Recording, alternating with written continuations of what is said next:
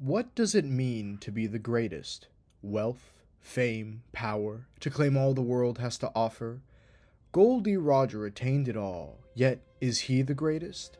In a sea filled with power-hungry warlords, unstoppable admirals, and tribute-gorged emperors, the greatest cannot just be he who gains riches, power, or infamy, but by who can live freely, fulfilling their dream and letting their will echo through history.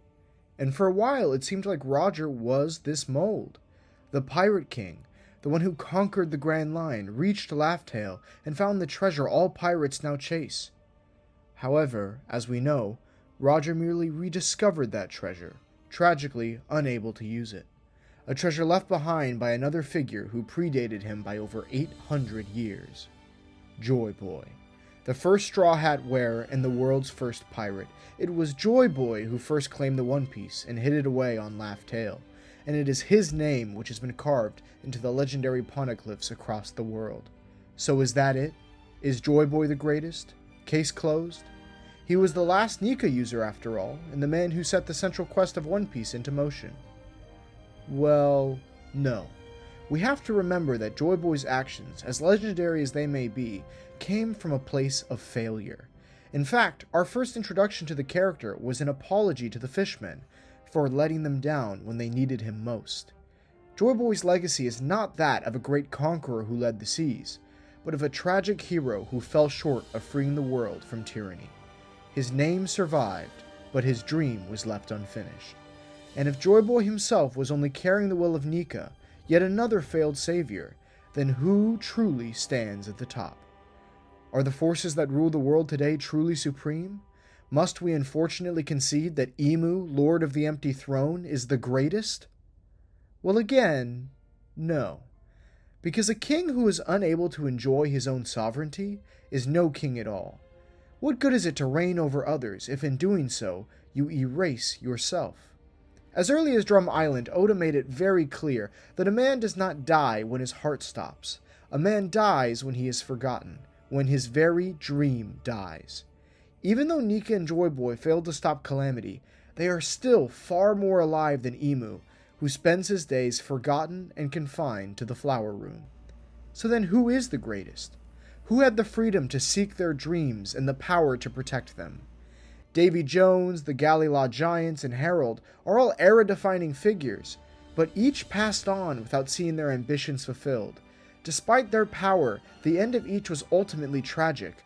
As you comb through the story, it becomes very clear that every great conqueror we've seen is undone in their final moments, with all their ambition coming to nothing. Rocks, Kaido, Big Mom, all of them. Even Whitebeard, who seemingly achieved his dream of fostering a family, still saw it undone in the moments before his death. As he passed, he watched his sons die around him, helpless without their father to protect them. And less than 2 years later, the sons and islands he protected fell into the clutches of the other emperors.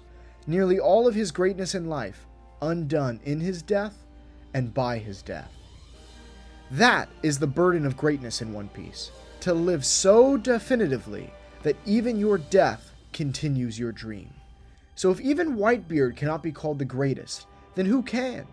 Who is it that lived as they chose, completed their dream, and died knowing that nothing they did would be unfinished? There is only one.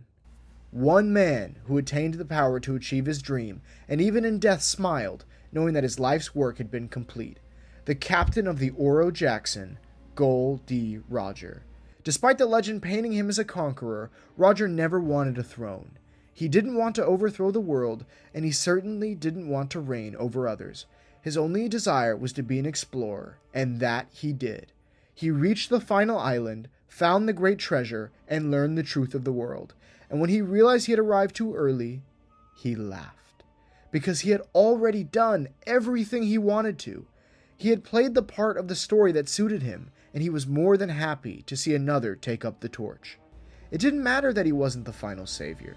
It didn't matter that he hadn't fulfilled Joy Boy's promises, because he fulfilled his own dream, destined to die before the time of the dawn even began.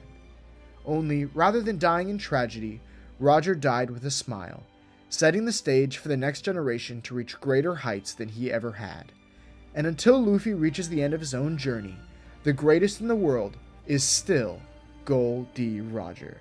So the next time that we disparage Roger for not being the strongest and for not toppling the king of the world, let's remember what really matters. Gol D. Roger is the ultimate pirate because he is the man who lived with complete freedom and died with a true smile. See you in the next one.